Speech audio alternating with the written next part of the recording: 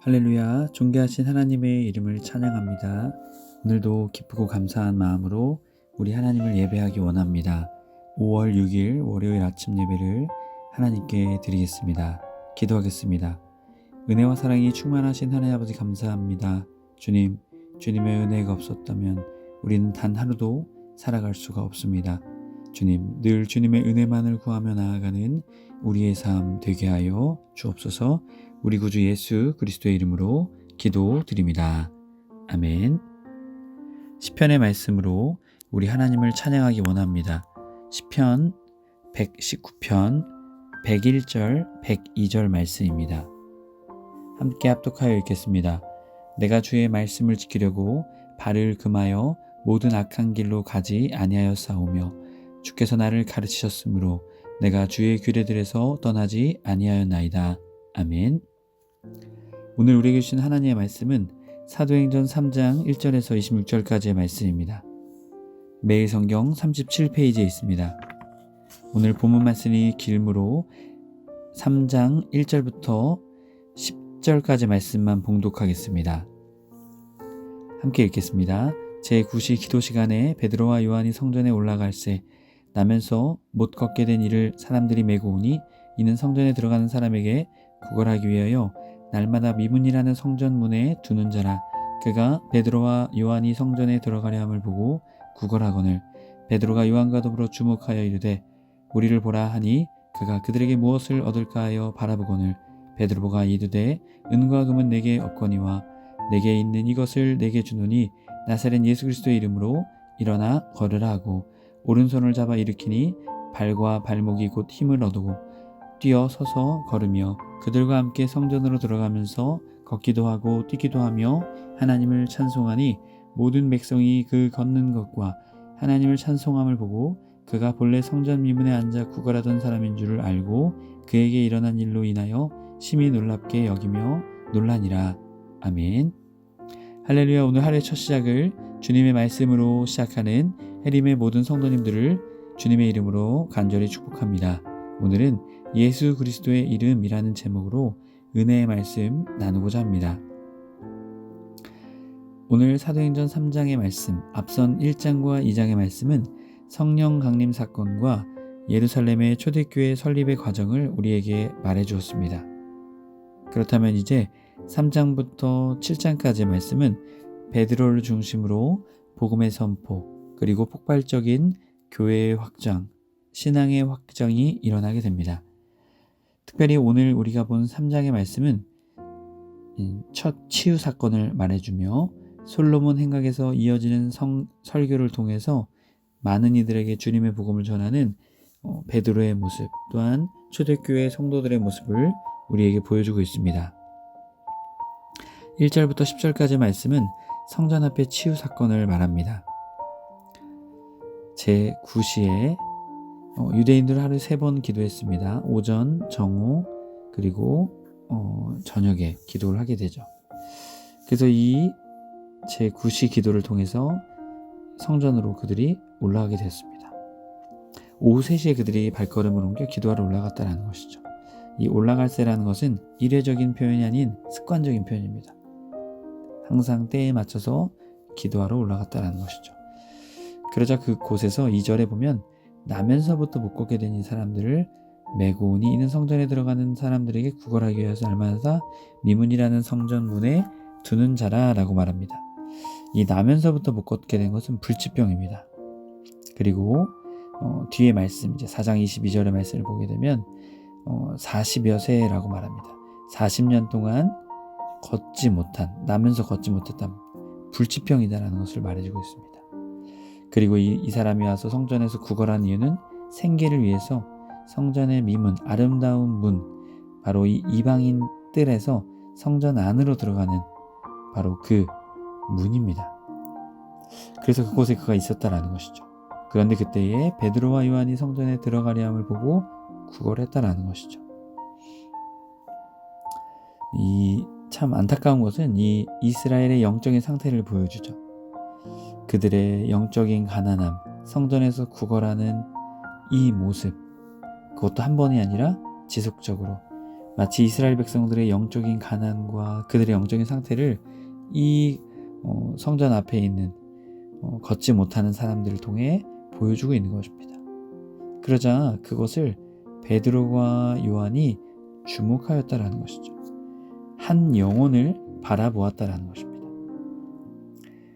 그리고 말하죠. 우리를 보라. 절망감에 빠져있는 그를 불렀다라는 것이죠.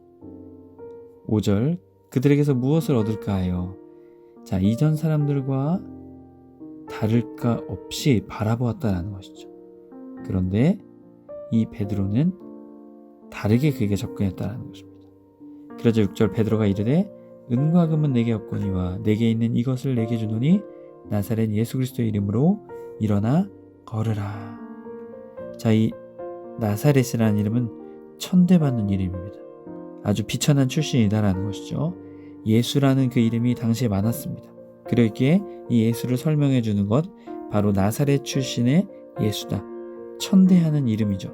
하지만 오히려 십자가의 영광을 통해 하나님의 놀라운 구속사를 나타내셨기에 나사렛 예수 그리스도의 이름으로 지금 베드로가 치유를 선포하려고 하는 것이죠. 이름으로 라는 표현은요, 안에서 거함으로, 예수님 안에 거함으로 일어나 걸으라 라고 말했던 것입니다. 신체적, 영적, 전인격적 회복을 명령하고 있는 것입니다. 육신의 몸뿐만이 아니라 마음과 영적인 모든 것까지도 회복하라, 일어나라 라고 말했다라는 것이죠. 그리고 오른손을 잡아 어떻게 해요? 일으키니 발과 발목이 곧 힘을 얻고 뛰어서서 걸으며 그들과 함께 성전으로 들어가면서 걷기도 하고 뛰기도 하며 어떻게 해요? 하나님을 찬송하니. 자, 이것은 8절의 말씀을 보면 걸으라. 이것은 지속적인 명령입니다. 자, 이 놀라운 일이 일어나게 되었다는 것이죠. 불치병이었던 이 사람, 40여 년 동안 걷지도 못했던 이 사람이 어떻게 해요? 치유받음으로 성전으로 들어가게 되었다는 것입니다. 참 놀라운 의미죠. 하나님이 그를 회복시키실 뿐만이 아니라 다시금 하나님의 성전으로 들어갈 수 있는 은혜를 베풀어 주셨다는 것입니다.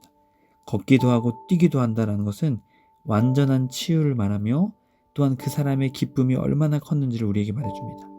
그랬기에 이 놀라운 은혜는 그를 종교적으로 또한 사회적으로 경제적으로 신체적으로 전인격적으로 모든 것을 치유하는 치유였다라는 것입니다. 단순히 걷지 못하는 자가 일어났다는 것이 아닙니다. 그에게 사람들이 바라봤던 시선, 그 모든 것, 죄인이어서 저렇게 태어났지 하는 종교적인 사회적인 모든 것의 치유를 말하고 있는 것입니다. 그러자 그가 어떻게 합니까? 하나님을 찬양했다는 것이죠. 그러자 이 찬양하는 사람의 모습을 사람들이 지켜보게 되겠죠. 9절 모든 백성이 그 걷는 것과 하나님을 찬송함을 보고 그가 본래 성전 미문에 앉아 구걸하던 사람인 줄 알고 그에게 일어난 일로 심히 놀라게 여기며 놀라니라. 자, 종교적인 경외심을 그들이 느끼게 되었다는 것이죠. 해림의 성도 여러분, 주님의 치유, 주님의 회복은요, 우리가 생각하는 그러한 치유의 개념이 아닙니다. 걷는 것 그 차원이 아니다라는 것이죠. 그 사람의 경제, 마음, 육신, 신체, 정서적 그 모든 것을 치유하는 능력이 바로 주님의 치유이고 바로 그 주님의 이름에 그 능력이 있음을 우리는 믿어야 될 줄로 믿습니다. 여러분, 오늘도 주 예수 그리스도의 그 이름으로 우리 안에 막혀있고 우리 안에 답답한 그 막혀있는 모든 질병과 아픔, 고통과 그 슬픔을 주 예수 그리스도의 이름으로 치유시키고 변화시켜 줄 줄 믿습니다. 믿음으로 예수님의 이름을 믿고 나아가는 저와 여러분의 삶이 되길 주님의 이름으로 간절히 축복합니다. 이어지는 11절부터 마지막 26절까지 말씀은 예수님의 이름의 권능, 그리고 요구와 약속, 그리고 구약의 근거들을 말하며 우리에게 설명해주고 있습니다. 11절부터 16절까지의 말씀을 통해서 이제 오순절 설교 이후에 두 번째 설교를 지금 진행하고 있습니다. 구약을 인용하며 예수 그리스도의 선포, 예수 그리스도의 영접을 베드로가 또 요한이 촉구하고 있습니다. 11절 나은 사람이 베드로와 요한을 붙잡으니 모든 백성이 크게 놀라며 달려와 솔로몬의 행각이라 불리운 행각에 모이거늘. 자, 랍비들이 제자들을 가르칠 때 했던 장소입니다. 이것은 완전히 벽으로 쌓여져 있는 게 아니라 기둥과 지붕으로 이루어진 곳입니다. 자, 이곳에서 설교를 했다는 것이죠. 12절 베드로가 이것을 보고 백성에게 말하되 이스라엘 사람들아 이 일을 왜 놀랍게 여기느냐. 자, 그러면서 설명을 하기 시작하죠. 자, 우리가 개인의 능력과 경건으로 이 사람을 걷게 한 것처럼 왜 우리를 주목하느냐. 관심을 자신들에게서 하나님께로 돌리고 있습니다. 13절 아브라함과 이삭과 야곱의 하나님 곧 우리 조상 하나님의 그의 종 예수를 영화롭게 하셨느니라. 자, 약속의 언약을 지키시는 하나님이 바로 성육신하신 예수님을 통해 그 구원자, 그 구속사의 약속을 이루셨다라는 것이죠. 그러나 너희가 어떻게 해요? 빌라도에게 넘겨주었다. 로마의 관리에게 무죄함에도 불구하고 유대인들이 넘겨주어서 죽게 했다라는 것이죠. 너희가 그 앞에서 거부하였으니 14절 너희가 거룩하고 의로운 일을 거부하고 도리어 어떻게 해요? 살인자를 놓아달라고 말했다는 것이죠. 의롭고 무죄한 예수님을 죽이기로 했다는 것이죠. 오히려 바라바를 놓아달라, 생명을 죽인 자를 놓아달라라고 말하는 이스라엘 유대인들의 모습을 보여줍니다. 15절 생명의 주를 죽였도다. 그러나 하나님은 죽은 자 가운데서 그를 어떻게 해요? 살리셨다는 것이죠. 예수님의 생명을 살리신 것 바로 하나님께서 그렇게 하셨다는 것입니다. 그러자 그렇기에 우리가 이 일에 뭐예요? 증인이다라고 말합니다. 그래서 16절 그 이름을 믿음으로 그 이름이 너희를 보고 아는 이 사람을 성하게 하였나니 바로 예수님의 이름으로 이 일이 일어나게 되었다는 것이죠. 그렇기에 예수로 말미암아 난 믿음이 너희의 모든 사람 앞에서 이같이 완전히 낫게 하였느니라. 예수 이름의 완전함, 예수님의 이름에 놀라운 능력이 있음을 선언하고 있습니다. 이어지는 17절부터 21절까지 말씀은 요구와 약속을 말하죠. 구약의 예언의 성취가 바로 예수님입니다. 그렇게 너는 그것을 알지 못했기 때문에 회개하라 라고 말하고 있는 겁니다. 17절 너희가 알지 못하여서 영적으로 무지해서 그랬기에 어떻게 해요? 회개하라 라는 것이죠. 18절 그러나 하나님이 모든 선지자의 입을 통하여 자기의 그리스도께서 고난받으실 일을 미리 알게 하신 것을 이와 같이 이루셨느니라. 너희의 무지함에도 불구하고 하나님이 예수님을 통해 구약의 예언과 그 성취 구세주의 역사하심을 이루셨다. 그렇기에 19절 그러므로 너희가 회개하고 돌이켜 너희의 죄 없이 함을 받으라. 이같이 하면 새롭게 되는 날이 주 앞에서 이를 것이라. 회개함으로 다시금 너희들의 죄를 돌이켜라. 하나님이 그것을 용서해 주실 것이다 라고 선언하고 있는 것입니다. 얼마나 은혜의 말씀입니까? 주님이 그들을 회개한다면 용서해 주실 것이라는 이 말씀. 20절 또 주께서 너희를 위하여 예정하신 예수 그리스도 그 곧 예수를 보내시나니 재림하신다는 것이죠. 21절 하나님의 영원전부터 거룩한 선지자들의 입을 통하여 말씀하신 바 만물을 회복하실 때까지는 하늘이 마땅히 그를 받아두리라. 재림 때까지 하늘의 보좌에 계신 예수님을 설명합니다. 22절부터 26절까지는 구약의 근거를 말하죠. 22절부터 23절은 예수 그리스도는 모세와 같은 예언자다. 그리고 이어지는 24절부터는 사무엘과 같은 선지자다. 그 모든 예언을 성취자가 바로 예수님이시다. 그리고 25절부터 26절까지는 예수님이 아브라함의 축복의 씨다. 바로 구약에 예언된 그 메시아가 예수님이심을 나타내고 있습니다. 그렇기에 그토록 기다린 메시아 예수 그리스도를 어떻게 해요? 그들은 죽였습니다. 그랬기에 어떻게 해요? 그 죄를 깨닫고 회개하고 돌아오면 주님이 다시금 은혜를 베풀어 주신다라는 것이죠. 오늘 베드로를 통해 이 놀라운 은혜의 말씀이 선포되고 있습니다. 해림의 성도 여러분, 우리의 삶은 어떻습니까? 진정 예수님을 우리의 삶에, 우리의 인생의 구원자로 우리는 믿고 살아가고 있습니까? 아니면 단순히 우리의 삶의 문제만을 해결하기 위한 도깨비 방망이와 같은, 램프 속의 지니와 같은 그런 존재로 우리가 주님을 바라보고 있습니까? 우리는 주님이 우리 영혼의 구원자, 우리의 삶의 인생의 구원자 되심을 믿음으로 믿고 나아가는 우리의 삶이 되어야 될 줄 믿습니다. 때로는 우리가 살아가는 삶 속에 그 믿음이 흔들릴 때도 있습니다. 하지만 분명한 것은 오직 예수 그리스도의 이름을 통해 우리에게 주님의 놀라운 은혜를 베풀고 계신다라는 것입니다. 오직 구원의 이름, 오직 능력의 이름 예수 그리스도, 오직 그분 한 분만 믿고 살아가는 우리 모두의 삶이 되길 주님의 이름으로 간절히 축복합니다. 기도하겠습니다. 은혜의 주님 감사합니다. 오직 예수 그리스도의 이름에 힘과 능력과 구원이 있습니다. 주님, 우리가 그 믿음의 사실을 늘 믿고 살아가게 하여 주옵소서. 흔들리지 않게 하여 주옵소서. 그 굳건한 믿음 가운데 복음 가운데 서게 하여 주시옵소서.